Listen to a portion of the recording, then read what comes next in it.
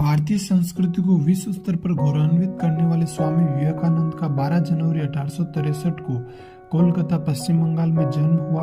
उनके जन्मदिन को राष्ट्रीय युवा दिवस के रूप में मनाया जाता है। स्वामी विवेकानंद का बचपन का नाम नरेंद्रनाथ दत्त था। उनके पिता का नाम विश्वनाथ दत्त एवं माता का नाम भुवनेश्वर देवी था।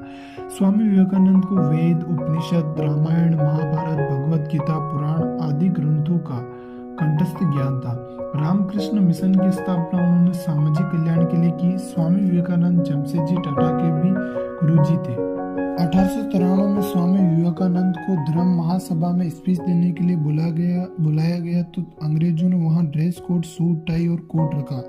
लेकिन स्वामी जी साधु के वेश में वहां चले गए तो अंग्रेज बुरा मान गए और उनकी स्पीच को सबसे लास्ट में रखा ताकि कोई उनकी स्पीच ना सुने और लोग उठ के चले जाए और उनकी इंसल्ट हो। लेकिन स्वामी जी ने जब स्पीच देना शुरू की तो 10 मिनट नहीं, आधा घंटा नहीं, पूरे 1.5 घंटे उस पर उन्होंने स्पीच दी और 7,000 लोगों ने उनकी स्पीच को सुना और गड़गड़ाहट के साथ तालियां बजाई।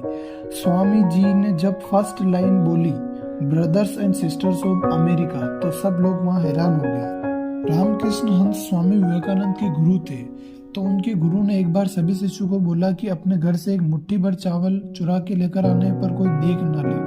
तब स्वामी विवेकानंद के अलावा सभी शिष्य लेकर आए तो उनके गुरु ने स्वामी विवेकानंद से पूछा कि आप क्यों नहीं लेकर आए। तो स्वामी विवेकानंद ने जवाब दिया कि कोई नहीं देख रहा है पर वो ईश्वर तो देख रहा है, ईश्वर तो सर्वव्याप्त है।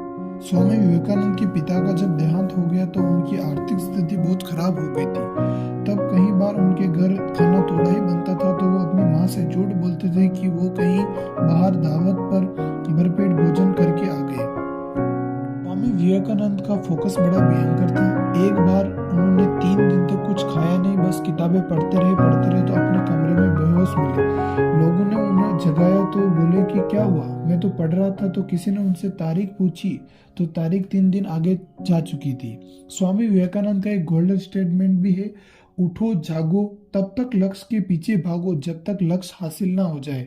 स्वामी विवेकानंद का कहना है कि अगर आप अपने आप को कमजोर मानोगे तो आप कमजोर हो जाओगे और अपने आप को शक्तिशाली मानोगे तो शक्तिशाली हो जाओगे।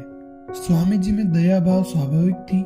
स्वामी जी की मां ने एक बार उनसे चाकू मांगा तो धार अपनी तरफ रखा और हैंडल उनको पकड़ाया ताकि कहीं उनको चुभ न जाए। तब स्वामी जी की मां ने कहा कि तुम्हारी करुणा के कारण ही तुम दूसरों को चोट नहीं पहुंचा सकते।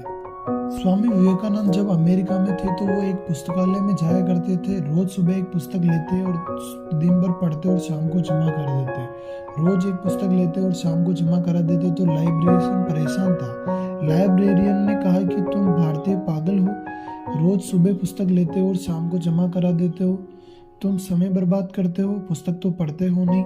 तो लाइब्रेरियन ने से स्वामी जी ने कहा कि मैं रोज सुबह एक पुस्तक लेता हूँ और शाम तक पढ़ लेता हूँ और फिर वापस जमा करा देता हूँ। तो लाइब्रेरियन ने कहा कि मैं तुम्हारा एक टेस्ट लेता हूँ। तो स्वामी जी ने से लाइब्रेरियन ने जब प्रश्न पूछा तो उन्होंने जवाब दिया कि पेज नंबर 14 से 15 वे पेज नंबर 392 पे आपने प्रश्न पूछा है और इसका उत्तर इसी पेज पे लिखा हुआ है। तो कहा जाए तो स्वामी जी की मेमोरी एक फोटोग्राफिक मेमोरी थी।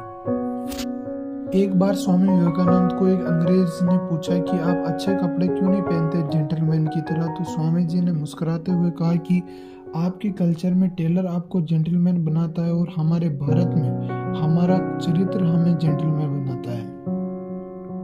स्वामी जी एक बार ट्रेन में सफर कर रहे थे तो ट्रेन में सो गए थे तो आंख लग गई थी। तो बाजू में एक अंग्रेज बैठा था। अंग्रेज ने सोचा कि स्वामी जी सो रहे हैं तो उनका जूता उतारा और खिड़की से बाहर फेंक दिया। स्वामी जी ने देख लिया पर उसे कुछ बोला नहीं। तो अंग्रेज समझा कि ये मेरे से डर रहा है इसलिए मुझे कुछ नहीं बोला। जब अंग्रेज सो गया तो स्वामी जी ने उसका कोट और टोपी बाहर फेंक दी। तो अंग्रेज जब उठा और परेशान हुआ कि मेरा कोट और टोपी आपने देखा क्या। तो स्वामी जी ने फिर कहा कि आपका कोट और टोपी मेरे जूते ढूंढ रहे हैं।